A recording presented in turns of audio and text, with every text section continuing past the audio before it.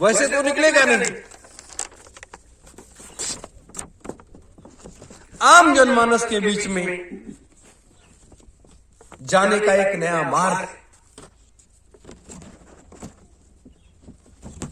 लोग कहते हैं कि यहां कई चर्चाएं होती हैं। हाँ, जैसे एक राजनीतिक परिक्षेत्र में आपका एक संगठन है भारतीय सुभाष सेना, जो आवाम को जगाने के लिए है। भारतवर्ष के लोगों को जगाने के लिए वो संगठन भारतवर्ष के लोगों को जगाने के लिए, आवाज उठाने के लिए, भारतवर्ष की व्यवस्था को सुदृढ़ और मजबूत करने के लिए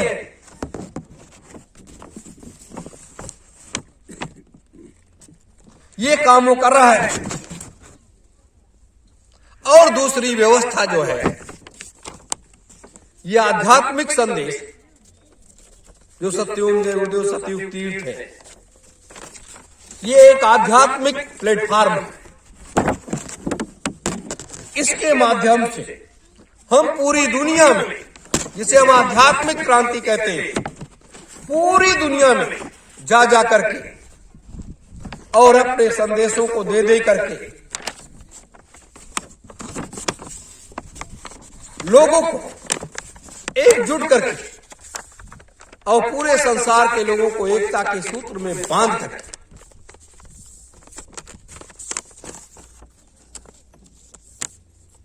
जब लोगों को हम एकता के सूत्र में बांध लेंगे तो लोग आपके साथ चल पड़ेंगे।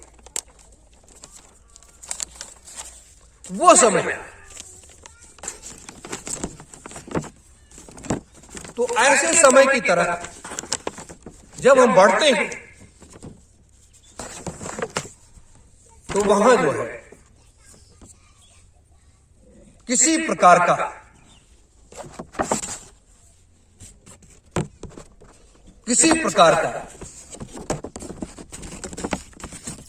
वो नहीं होना चाहिए, क्योंकि आपने लक्ष्य को निर्धारित कर दिया है। आध्यात्मिक क्रांति और वैचारिक क्रांति,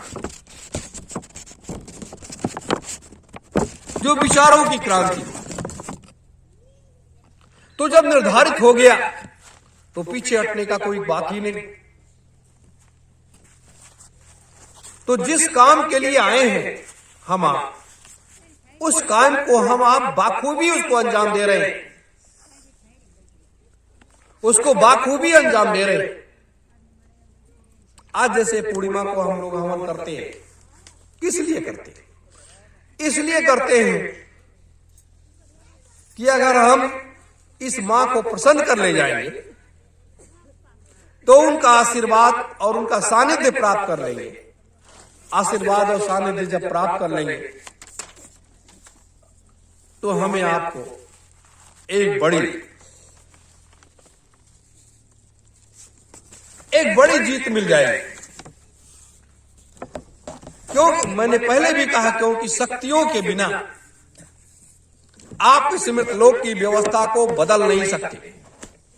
चाहे जितना भी संसार में हर कोने हर चौराहे पर लोग सत्संग सुनाना शुरू कर दें, संदेश देना शुरू कर दें, लेकिन बिना शक्ति के आप दुनिया की व्यवस्था को बदल नहीं सकते।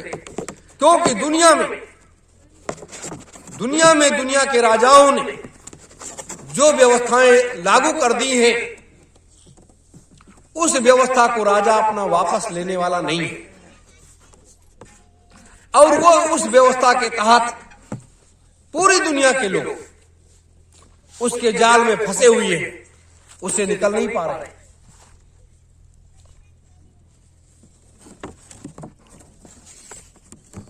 अगर उसके जाल से लोग निकल जाते तब तो कोई बात नहीं, लेकिन कोई भी व्यक्ति उसके जाल से निकल नहीं पा रहा, और ना वो राजा लोगों को अपनी जाल से निकलने दे रहा है।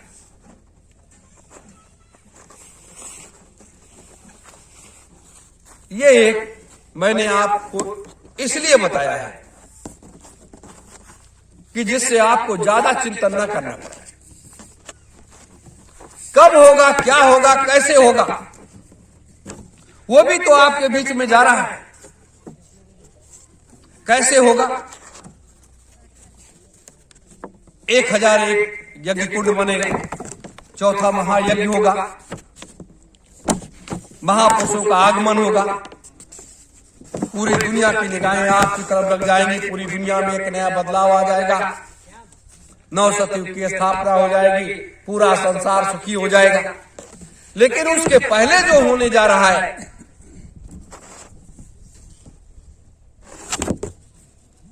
उसके पहले जो होने जा रहा है,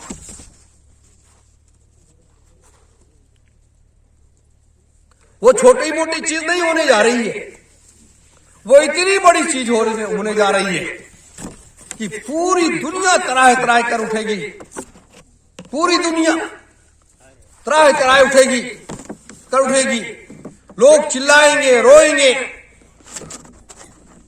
तब भी लोगों को शांति नहीं मिलेगी।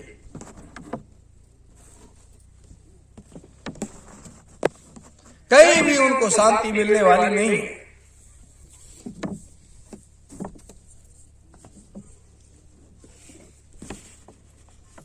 मेरे धर्म प्रेमी गुरु भाई बहनों, अगर कहीं पूरी दुनिया की बात मैं करता हूं, पूरी दुनिया में अगर शांति कहीं मिलेगी लोगों को, तो ये सतयुग तीर्थ की ये पावन धरा, यहां से ही पूरी दुनिया को शांति मिलेगी और कहीं से मिलने वाली नहीं। क्योंकि उसका उपाय है, उसकी व्यवस्था है, और उस उपाय, उस व्यवस्था के तहत लोगों को तब ये पता चलेगा कि वास्तविक क्या था, क्या था। मैं आपको ऐसे समूह पर क्यों महीने में एक दिन बुलाता हूं कि महीने में आप लोग आएंगे तो दर्शन प्रसन्न हो जाएगा, हम आपका दर्शन करेंगे, आप हमारा दर्शन करोगे, और इस महापुरुषों के सतयुग तीर्थ की पावन धरा पर आपके कदम पड़ेंगे, और महीने भर में हमने जो भी, हमसे जो कुछ अच्छा बुरा हुआ, जो भी गलतियां हुई, जो भी पाप पूर्ण हुआ, वो यहाँ आकर के दूर हो जाएगा, वो सब यहाँ आकर के दूर हो जाएगा। क्योंकि ये 88,000 ऋषियों की तपोस्थली है, और 88,000 ऋषियों की शक्ति जो है यहाँ पर विद्यमान है, काम कर रही है। तो जब 88,000 ऋषियों की यहाँ पर शक्ति काम कर रही है बराबर, तो उसमें से कुछ अंश हमें आपको भी मिल जाता है। जब हम आप यहाँ पर रहते हैं तो कुछ अंश हमें आपको भी मिल जाता है। या तो जब आप आते हैं अपने घरों से, जब आप अपने घरों से आते हैं तो वहां क्या होता है, कोई भी प्रेतात्मा भी वो आपके साथ चली आती है, या घर में किसी प्रकार का ग्रहों का प्रकोप है, या कोई ऐसी समस्याएं हैं, वो समस्याएं भी यहाँ आकर के थोड़ा बहुत उसका रास्ता मिल जाता है आपको, और एक सही रास्ते पर पुनः आप निकल जाते हैं। इसलिए आपको बुलाते हैं।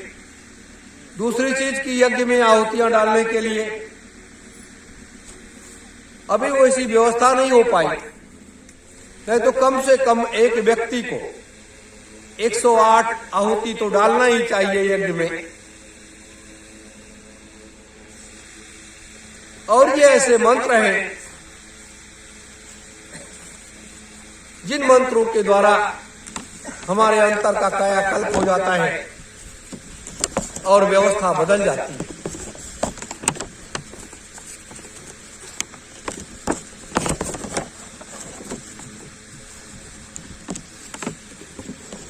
इसीलिए आपको बुलाते हैं। और ये ऐसी तिथि है,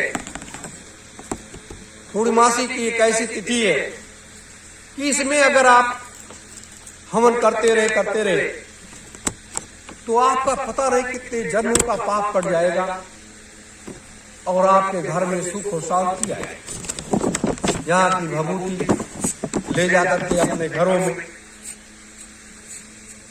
सुबह के समय एक पात्र में कहीं रख दीजिए जहाँ पूजा पाठ करते हो, और जो कोई स्नान करे वो जा करके उस भभूति को अपने मत्थे पर लगा ले और अपने सीने पर लगा ले। तमाम समस्याएं दूर हो जाएंगी।